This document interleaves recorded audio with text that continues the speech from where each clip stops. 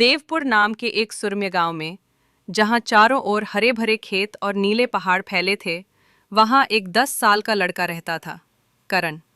वह गांव के सबसे प्यारे और चहेते बच्चों में से एक था। उसकी आंखों में एक खास चमक थी और दिल में ढेर सारा प्यार। लेकिन करण की जिंदगी की सबसे खास बात थी उसका सबसे अच्छा दोस्त, एक वफादार, नटखट और समझदार कुत्ता, भोलू। भोलू कोई खास नस्ल का कुत्ता नहीं था। वह एक आवारा पिल्ला था जिसे गांव वाले अक्सर भगा दिया करते थे, लेकिन करण ने उसमें कुछ अनोखा देखा। एक बरसात की दोपहर, जब गांव के लोग बारिश से बचने के लिए इधर उधर भाग रहे थे, करण ने सड़क किनारे एक छोटा सा पिल्ला देखा, भीगा हुआ, कांपता और लंगड़ाता हुआ। बिना कोई देर किए करण दौड़ कर गया, उसे गोद में उठाया और अपने घर ले आया।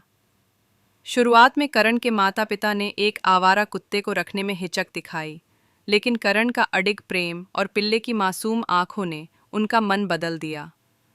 भोलू जल्द ही परिवार का हिस्सा बन गया। वह करण की हर जगह परछाई बनकर साथ चलता और दोनों एक दूसरे के बिना अधूरे लगते। उनके दिन रोमांच से भरे होते। करण और भोलू साथ साथ गांव के कोने कोने की सैर करते, खेतों में खेलते, तितलियों का पीछा करते और कभी कभी खुले आकाश के नीचे लेटकर सपनों की दुनिया में खो जाते। एक दिन गांव के किनारे खेलते हुए करण को एक झाड़ी के पीछे से हल्की सी आवाज़ सुनाई दी। वह उत्सुकता से झाड़ी के पास गया और देखा, एक छोटा सा पक्षी, जिसकी एक पंख टूट चुकी थी, बारिश में भीगा हुआ बेबस चहचहा रहा था। करण का दिल पसीज गया, जैसे उस दिन भोलू के लिए पसीजा था।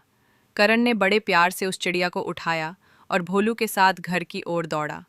अगले कुछ हफ्तों तक करण और भोलू ने मिलकर उस पक्षी की देखभाल की। उन्होंने उसका नाम रखा चिंटू। गांव वाले हैरानी से देखते कि कैसे ये तीनों दोस्त एक दूसरे के पूरक बन गए थे।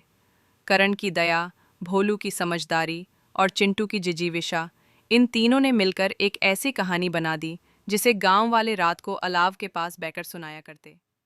साल बीत गए।